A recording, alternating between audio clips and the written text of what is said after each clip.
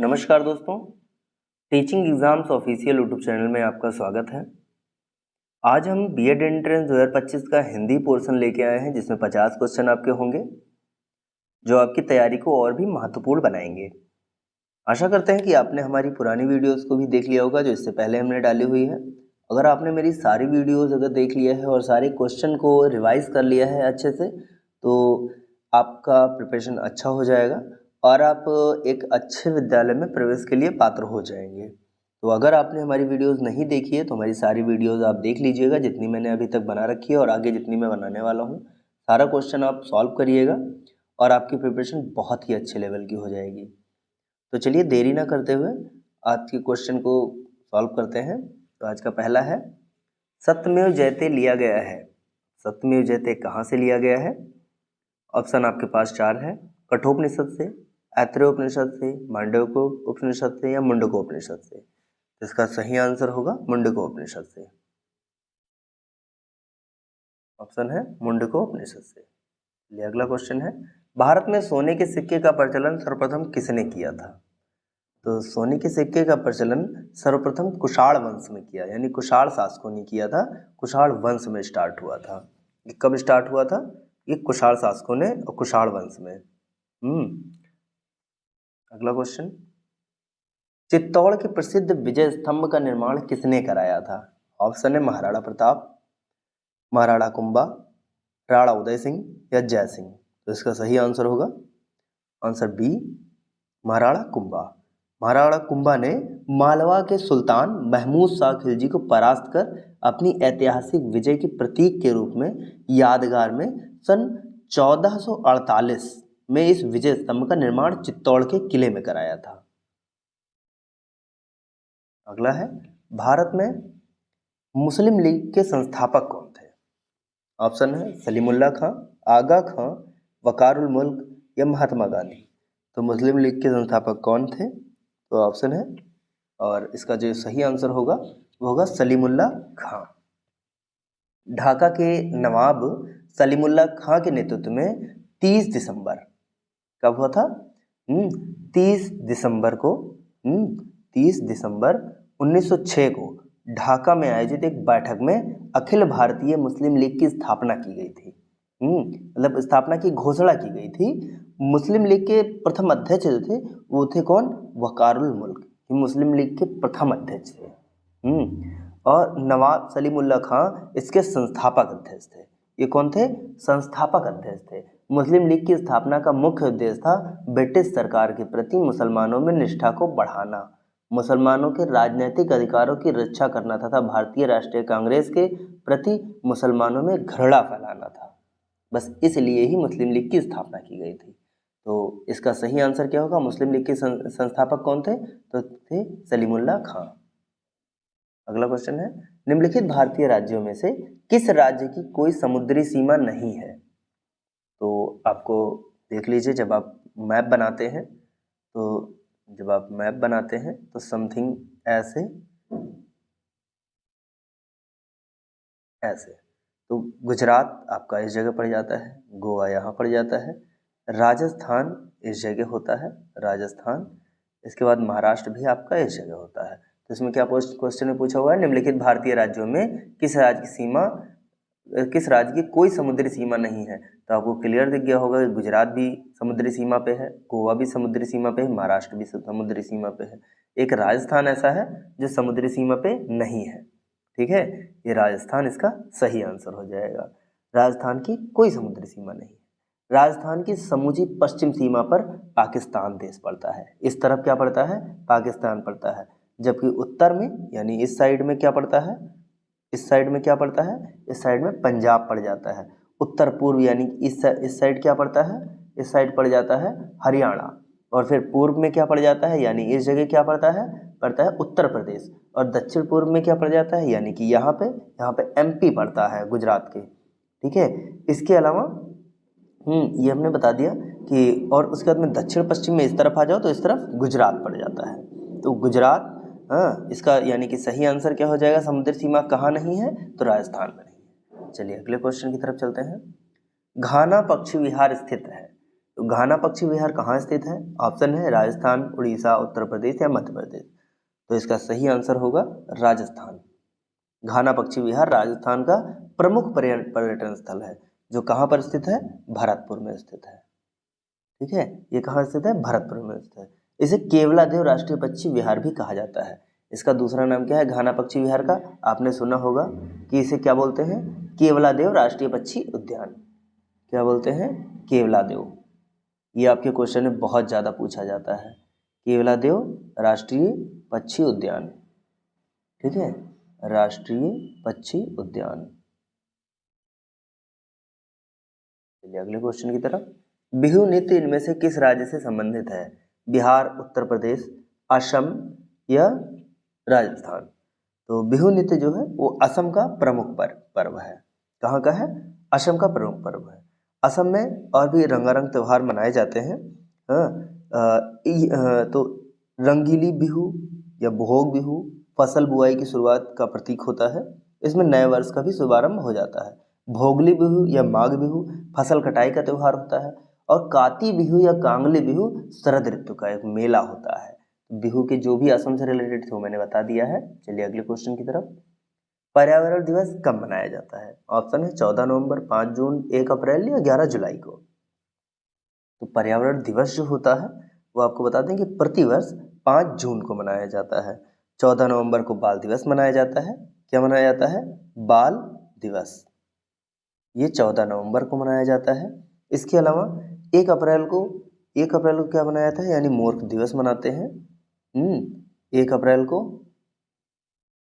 इसके अलावा अब आपको बता दें 11 जुलाई को विश्व जनसंख्या दिवस के रूप में मनाया जाता है। 11 जुलाई को क्या मनाया जाता है? विश्व जनसंख्या दिवस। जनसंख्या दिवस। ये सारे ऑप्शन मैंने बता दिए हैं, किसी भी ऑप्शन से पूछा जा सकता है और प्रीवियस ईयर क्वेश्चन बहुत ही इंपॉर्टेंट होते हैं। ऑपरेशन ब्लैक बोर्ड संबंधित था। तो ऑपरेशन ब्लैक बोर्ड किससे संबंधित था? चिकित्सा, रोजगार, अन्न उत्पादन या शिक्षा?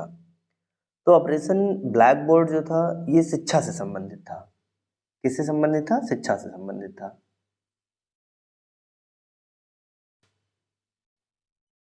इसके अलावा आपको बता दें कि ऑपरेशन ब्लैक बोर्ड की योजना देश के प्राथमिक विद्यालयों में उपलब्ध मानव संसाधनों एवं भौतिक संसाधन में सुधार लाने हेतु वर्ष कितने में? 1987-88 में चलाया गया था। 87-88 में चलाया गया था। चलिए अगले क्वेश्चन की तरफ चलते हैं। इलेक्ट्रॉन की खोज की थी, किसने की थी? ऑप्शन है जेम्स चैडविक, जे थॉमसन या एंडरसन रदरफोर्ड। तो किसने किया था इसका? इलेक्ट्रॉन की खोज जे थॉमसन ने किया था। किसने किया था इलेक्ट्रॉन की खोज? जे थॉमसन ने किया था। प्रोटॉन की खोज किसने किया था? वो रदरफोर्ड थे। प्रोटॉन की खोज रदरफोर्ड ने किया था। और न्यूट्रॉन की खोज किसने किया था? वो चैडविक थे। ठीक है, ये सारे क्वेश्चन को आप ध्यान रखिएगा। ऑप्शन को भी मैं सॉल्व कराता चल रहा हूँ, ये सारे का सारा आप ध्यान रखिएगा। अगला क्वेश्चन है, प्रकाश वर्ष किसकी इकाई है? दूरी, समय, आवृत्ति, ताप? इसका सही ऑप्शन होगा ऑप्शन ए, दूरी। प्रकाश वर्ष दूरी का मात्रक है। एक प्रकाश वर्ष निर्वात में प्रकाश के द्वारा एक वर्ष में चली गई दूरी है। क्या है? प्रकाश वर्ष किसकी इकाई है? दूरी की। ठीक है, ये इसका सही आंसर होगा, दूरी।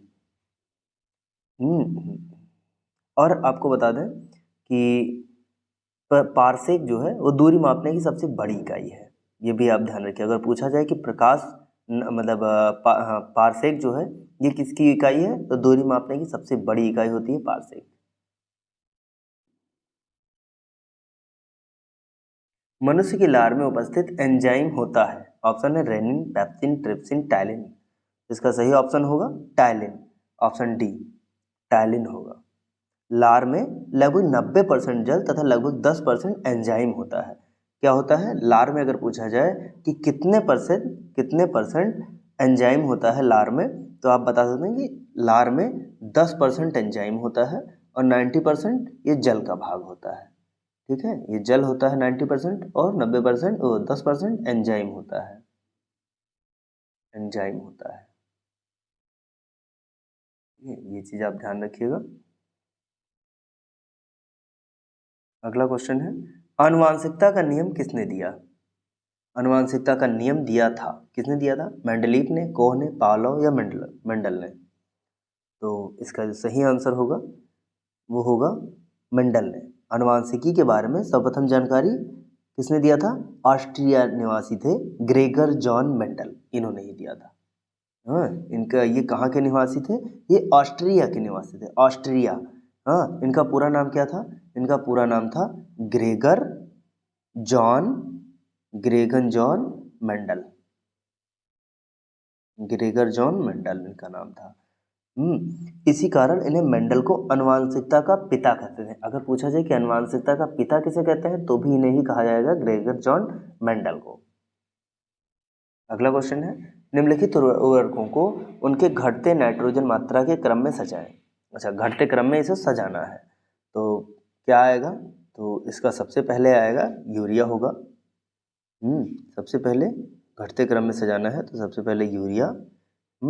इसके बाद में क्या होगा? अमोनिया क्लोराइड हो जाएगा। ठीक है, इसके बाद अमोनिया क्लोराइड हो जाएगा। अमोनिया क्लोराइड के बाद में आपका आ जाएगा अमोनिया सल्फेट आ जाएगा। इसके बाद में अमोनिया नाइट्रेट हो जाएगा। तो देखिए सबसे पहले क्या होगा?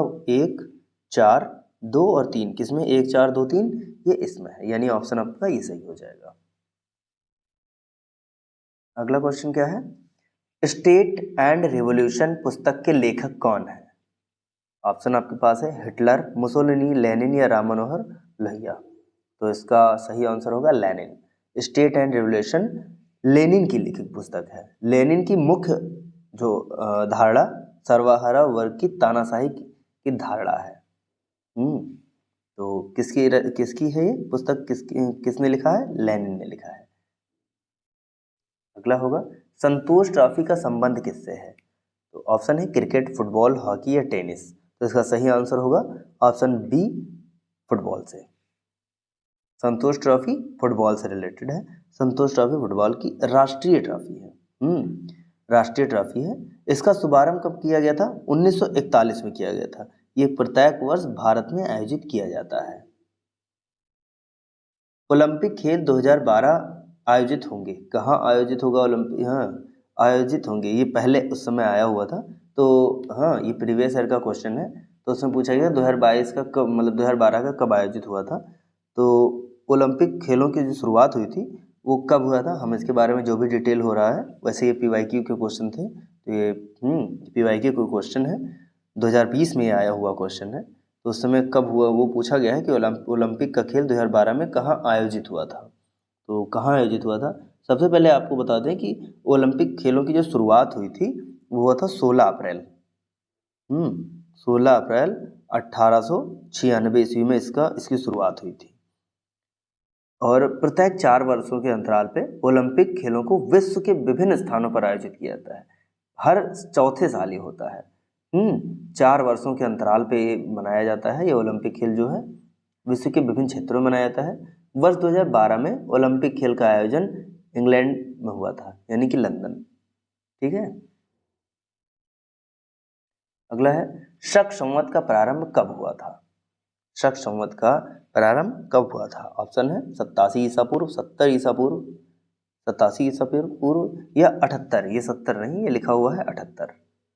ये 78 ईसा पूर्व होगा, 70 या 40। इसका सही आंसर होगा 78 ईसा पूर्व।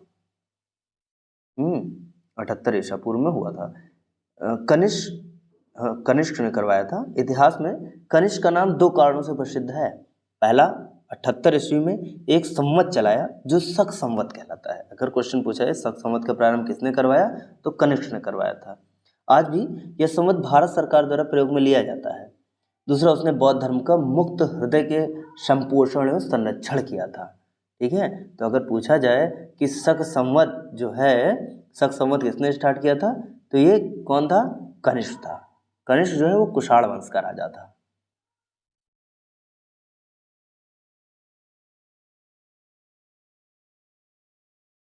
चलिए अगला क्वेश्चन है, सबसे बड़ा ग्रह कौन सा है? ऑप्शन है बृहस्पति, शनि, मंगल या बुध। तो इसका सही ऑप्शन होगा बृहस्पति। बृहस्पति सौरमंडल का सबसे बड़ा ग्रह है। इसका व्यास जो है वो कितना है, 1,42,800 किलोमीटर का है। वर्तमान समय में इसके 79 उपग्रह हैं। कितने हैं? इसके 79 उपग्रह हैं। इसके 79 उपग्रह हैं। इसकी जो परिभ्रमण अवधि जो है वो 9 घंटे 55 मिनट का होता है। क्या होता है इसकी परिभ्रमण जो है इसका, इसकी परिभ्रमण की अवधि जो है वो 9 घंटे और 55 मिनट का होता है। कितना होता है? 9 घंटे 55 मिनट का होता है। इसे मास्टर ऑफ गॉड्स भी कहा जाता है, ये भी ध्यान रखिएगा। इसे मास्टर ऑफ गॉड्स भी कहा जाता है, मास्टर ऑफ गॉड। अगला क्वेश्चन है, संविधान का कौन सा अनुच्छेद राष्ट्रपति को पिछड़े वर्गों की दशा की जांच हेतु प्राधिकृत करता है? ऑप्शन है अनुच्छेद 243, अनुच्छेद 342, अनुच्छेद 339, अनुच्छेद 340। इसका सही आंसर होगा अनुच्छेद 340। इसमें यह उपबंधित है कि राष्ट्रपति भारत के राज्य क्षेत्र के भीतर सामाजिक और शैक्षिक दृष्टि से पिछड़े वर्गों की दशाओं को सुधारने के लिए संघ या किसी राज्य द्वारा जो उपयोग किए जाने चाहिए उनके बारे में और उस प्रयोजन के लिए संघ या किसी राज्य द्वारा जो अनुदान दिए जाने चाहिए और जिन शर्तों के अधीन में अनुदान दिए जाने चाहिए उनके बारे में सिफारिश करने के लिए आदेश द्वारा एक आयोग नियुक्त कर सकेगा।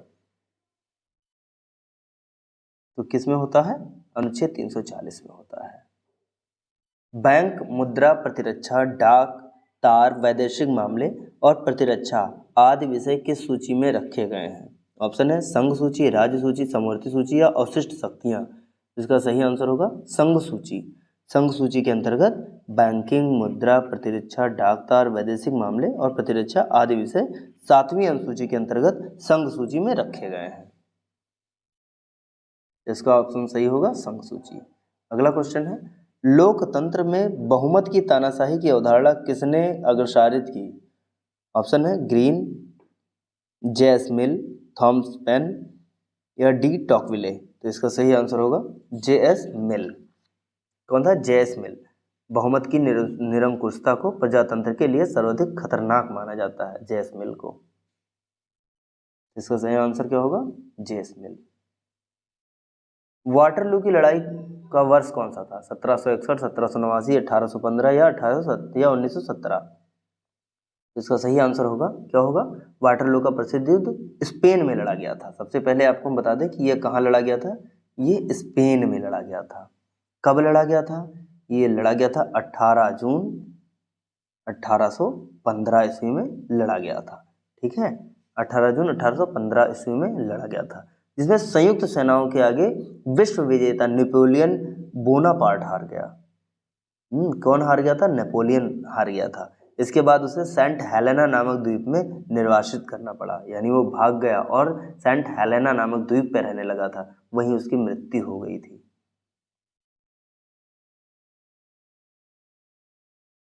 अगला है, निम्न नदियों में से कौन एक अत्यधिक प्रदूषण भार के कारण जैविक रेगिस्तान कही जाती है?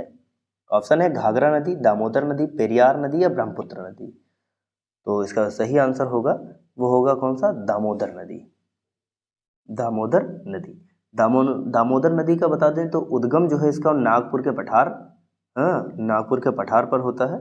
टोरी नामक एक जगह है, नागपुर पठार पर एक टोरी नामक एक जगह है, वहां से इसका उद्गम होता है। इसकी प्रमुख सहायक नदियां बता दें आपसे, तो इसकी प्रमुख सहायक नदियां कौन कौन सी हैं? एक है गढ़ी, कोनार, गढ़ी हो गया, कोनार है, जमुनिया, गढ़ी, कोनार, जमुनिया, इसके अलावा बाराकर हैं, ये सब इनकी सहायक नदियां हैं। ठीक है, चलिए अगले क्वेश्चन की तरफ।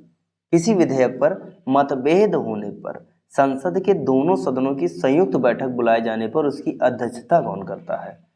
ऑप्शन है राष्ट्रपति, उपराष्ट्रपति, लोकसभा का अध्यक्ष या संसद का सबसे वरिष्ठ सदस्य। इसका सही आंसर होगा लोकसभा का अध्यक्ष। कौन होगा? लोकसभा का अध्यक्ष। संविधान के अनुच्छेद 108 में संयुक्त अधिवेशन का प्रावधान है। संयुक्त अधिवेशन की अध्यक्षता लोकसभा अध्यक्ष करता है। यदि वह किसी कारणवश अनुपस्थित है तब संयुक्त अधिवेशन की अध्यक्षता लोकसभा उपाध्यक्ष करता है। कौन करता है उस कंडीशन पे? लोकसभा का उपाध्यक्ष करता है। चलिए अगला क्वेश्चन, विंग्स ऑफ फायर किसने लिखा था? ऑप्शन है सलमान रुश्दी, अरुंधति राय, तस्लीमा नसरीन, एपीजे अब्दुल कलाम। तो इसका सही आंसर क्या होगा? विंग्स ऑफ फायर यानी अग्नि की उड़ान पूर्व राष्ट्रपति एपीजे अब्दुल कलाम की आत्मकथा है। किसकी है? एपीजे अब्दुल कलाम जी की है, जिसमें उन्हें एरोनॉटिक्स संबंधित अपने विचारों को मौलिक रूप से चित्रित किया है। जबकि आपको बता दें कि तस्लीमा जो है, तस्लीमा नसरीन जो है, इनकी क्या थी? इनकी फ्रॉम माई जेल थी। फ्रॉम माई जेल, लज्जा, छोटे छोटे सुख, द्विखंडितों, ये इनकी लिखी हुई थी। इसके अलावा अरुंधति राय की बता दें, अरुंधति राय की जो प्रमुख रचना जो थी वो थी listening to grass hoppers.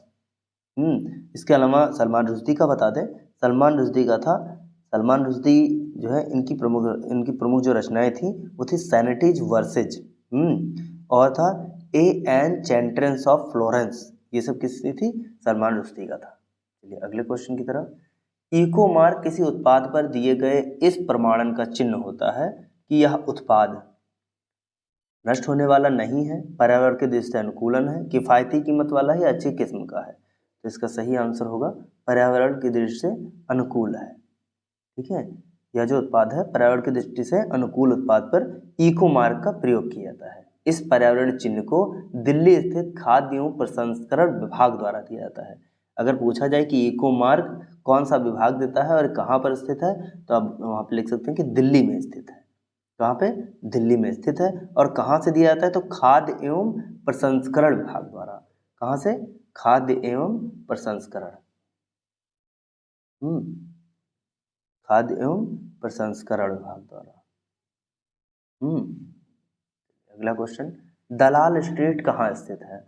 Option है पेरिस, लंदन, मुंबई या न्यूयॉर्क। तो दलाल स्थित जो है वो मुंबई में स्थित है। शेयर सूचकांक से संबंधित है दलाल स्ट्रीट, मुंबई में स्थित है। इसी को बीएसई या बॉम्बे स्टॉक एक्सचेंज भी कहते हैं। यह एशिया का सबसे पुराना शेयर मार्केट है। ठीक है, अब ये ध्यान रखिएगा क्योंकि शेयर अब बहुत ज़्यादा ही चर्चा में रहता है, तो शेयर इस समय काफ़ी डाउन चल रहे हैं, इसका डाउनफॉल चल रहा है, इसलिए हो सकता है ये क्वेश्चन आए। ठीक है, तो ये आप ध्यान रखिएगा, ये इंपॉर्टेंट है, ये ध्यान रखिएगा। नाबार्ड की स्थापना किस वर्ष में हुआ था? ऑप्शन है 1970, 75, 77 या 82। इसका सही आंसर होगा 1982 में। नाबार्ड का फुल फॉर्म है राष्ट्रीय कृषि और ग्रामीण विकास बैंक अधिनियम। ये 1981 का 61वां अधिनियम द्वारा 12 जुलाई 1982 को इसकी स्थापना की गई थी। कब किया गया था इसकी स्थापना? 12 जुलाई 1982 को इसकी स्थापना की गई थी, जो तत्कालीन प्रधानमंत्री श्रीमती इंदिरा गांधी द्वारा 5 नवंबर 1982 को राष्ट्र को समर्पित कर दिया गया था। ठीक है, तो उसको किसके मतलब कौन था उस समय? प्रधानमंत्री इंदिरा गांधी द्वारा 5 नवंबर 1982 को राष्ट्र को समर्पित कर दिया गया था। भारत में महिला साक्षरता दर कितनी है?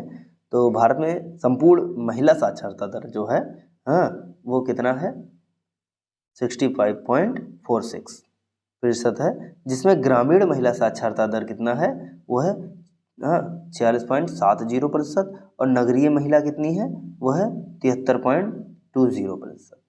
भारत की साक्षरता दर जो है वो 74.04 है, जो 1947 में मात्र 18% थी।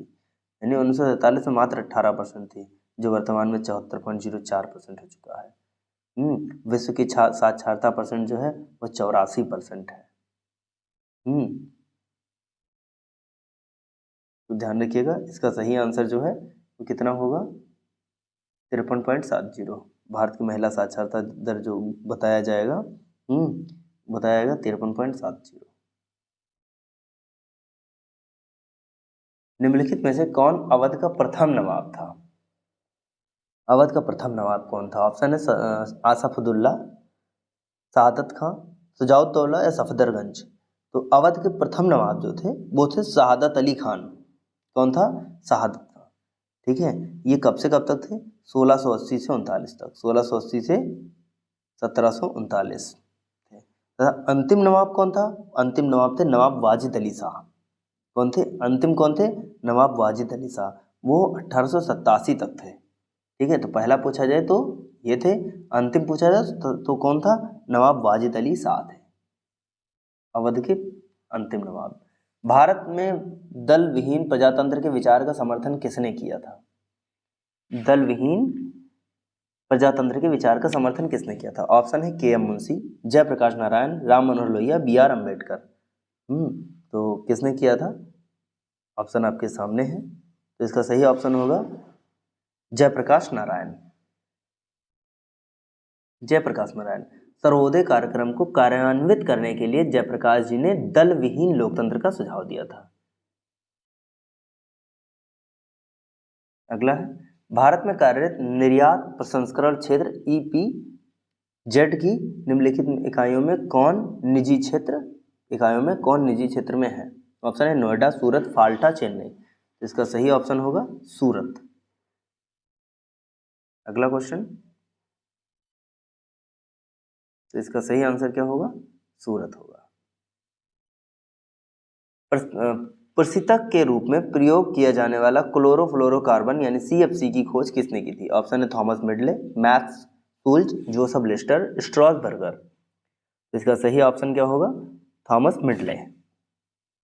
थॉमस मिडले ये पहले प्रतिशत के रूप में अमोनिया और सल्फर डाइऑक्साइड का प्रयोग होता था, लेकिन उनके प्रयोग करने में उनके व्यवहारिक कठिनाइयाँ थी। ठीक है, उचित विकल्प की तलाश में क्रम में थॉमस मिडले ने क्लोरोफ्लोरोकार्बन की खोज की थी।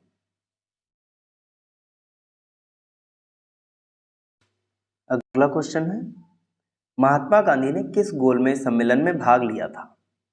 ऑप्शन है पहली, दूसरी, तीसरी या इन सभी में। तो आपको बता दें कि दूसरा गोलमेज सम्मेलन लंदन में, दूसरा गोलमेज सम्मेलन लंदन में 7 सितंबर 1931 से 1 दिसंबर 1931 तक चला। इसमें कांग्रेस के एकमात्र प्रतिनिधि के रूप में गांधी जी ने हिस्सा लिया था। दक्षिणपंथी नेता विंस्टन चर्चिल ने ब्रिटिश सरकार की आलोचना करते हुए कहा कि वह देशद्रोह फकीर को बराबर का दर्जा देकर बात कर रही है। देशद्रोही फकीर कहा गया था। तो ठीक है, ये किसने गोलमेज सम्मेलन में कौन भाग लिया था? दूसरे में गांधी जी ने लिया था। हमारे राष्ट्रीय ध्वज में कितनी तीलियां होती हैं? बहुत ही जनरल क्वेश्चन है और बहुत ऐसा क्वेश्चन है जिनसे गलतियां अधिकतर होने की संभावनाएं रहती हैं।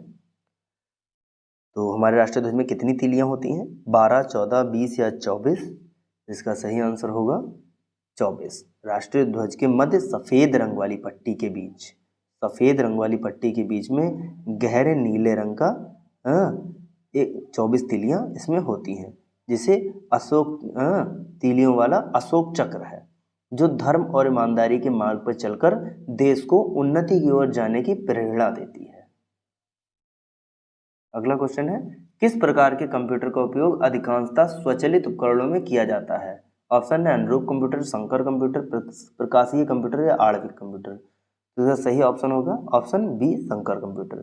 संकर कंप्यूटर में अंकीय एवं अनुरूप दोनों कंप्यूटर की विशेषताओं का सम्मिश्रण किया जाता है। अगला है, दक्षिण भारत की सबसे लंबी नदी है कावेरी, कृष्णा, गोदावरी या महानदी। तो इसका सही ऑप्शन होगा गोदावरी। गोदावरी दक्षिण भारत की सबसे लंबी नदी है, जो महाराष्ट्र के नासिक जिले से निकलकर बंगाल की खाड़ी में आकर गिरती है।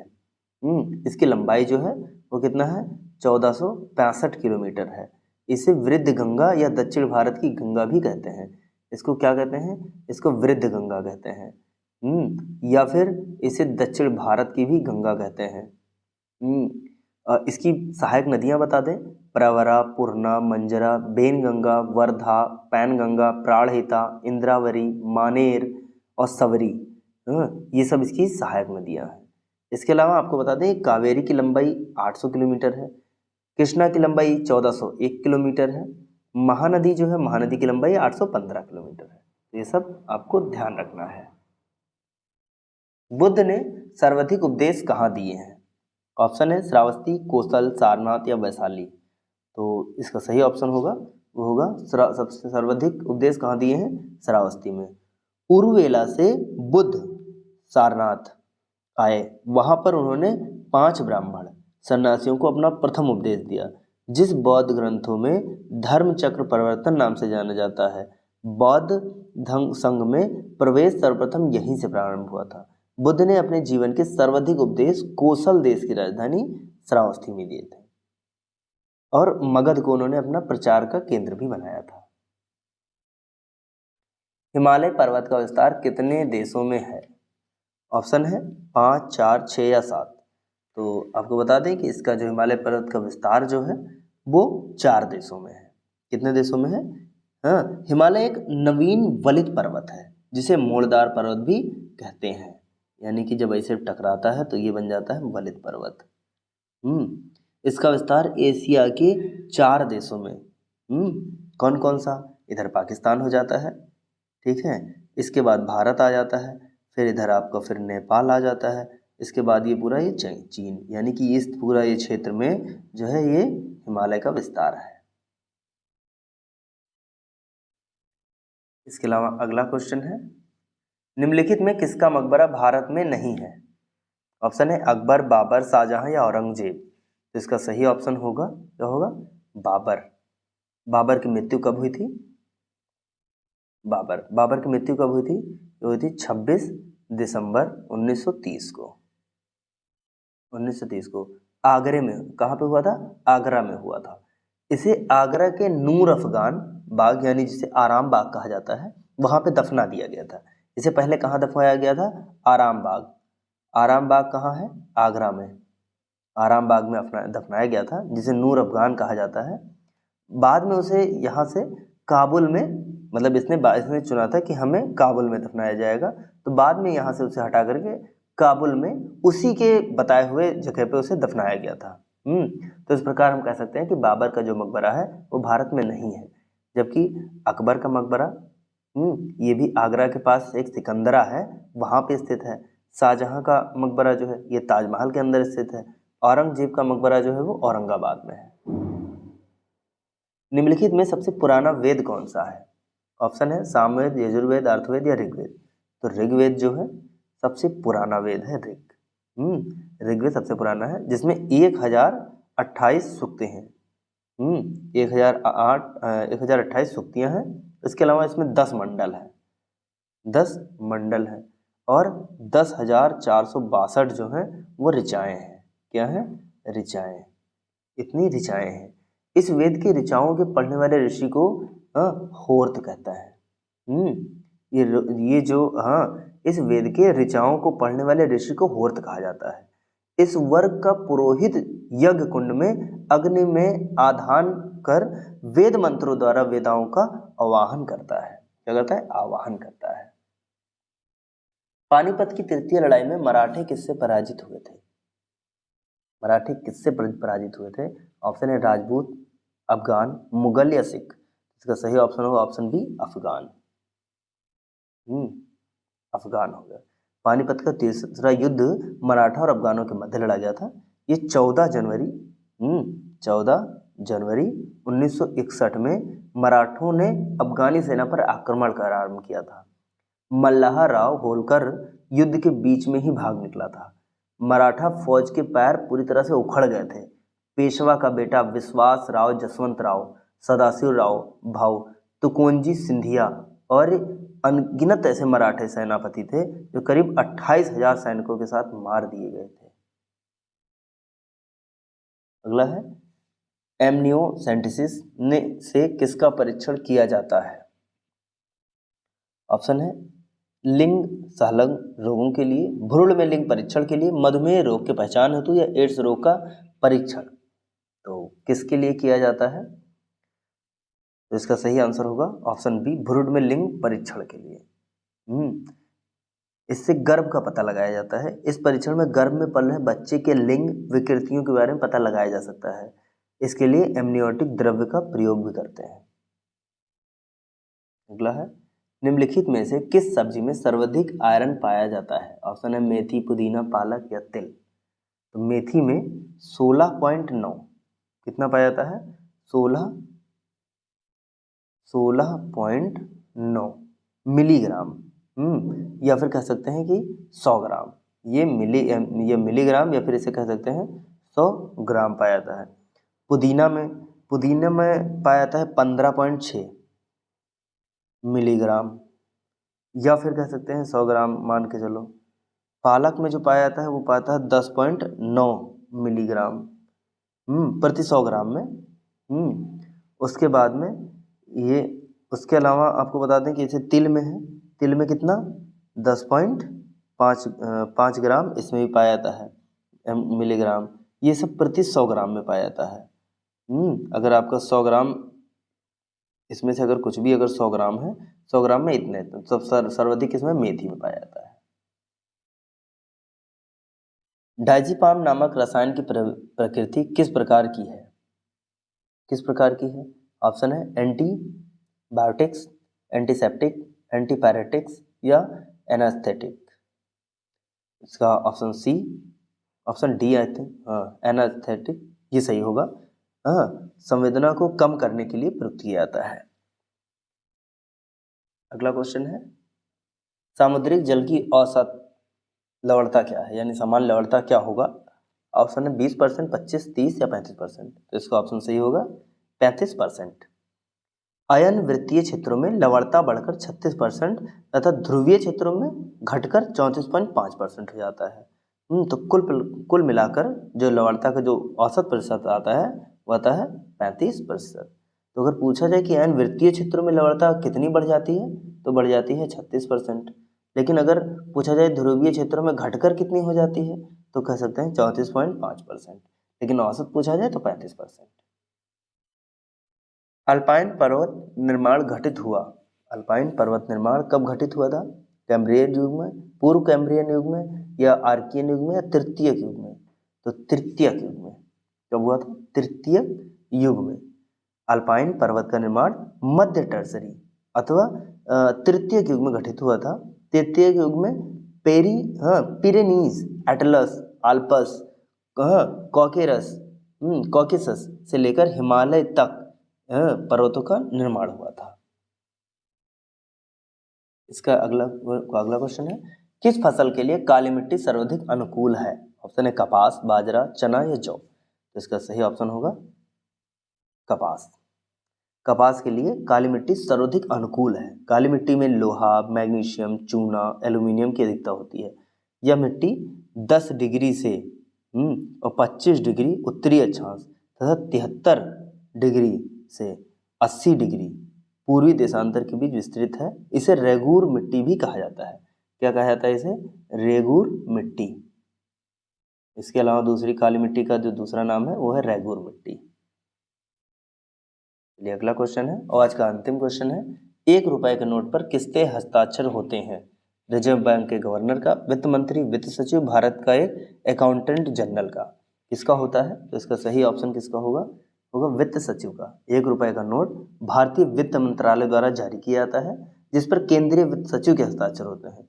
जबकि अगर देखा जाए 2, 5, 10, 20, 50, 100, 500 या 1000, इन सभी नोटों पे भारतीय रिजर्व बैंक के गवर्नर के हस्ताक्षर होते हैं। चलिए, तो इसके साथ ही हमारा आज का सेशन समाप्त होता है, जो 50 क्वेश्चनों का था। आप हमारे पूरे वीडियोस को देख लीजिएगा, आपकी जो तैयारी है वो और भी बेहतरीन हो जाएगी। अगर आपने एक बार देख लिया तो दोबारा इसको रिवाइज कर लीजिएगा, ताकि आपकी जो तैयारी है वो एकदम दृढ़ हो जाए। तो आशा करते हैं वीडियो अच्छी लगी हो। वीडियो अच्छी लगी होगी तो वीडियो को लाइक कर दीजिएगा, चैनल को सब्सक्राइब कर लीजिएगा। और अगर कोई क्वेश्चन अगर आपको समझ में नहीं आता है तो आप कमेंट सेक्शन में कमेंट कर दीजिएगा। धन्यवाद।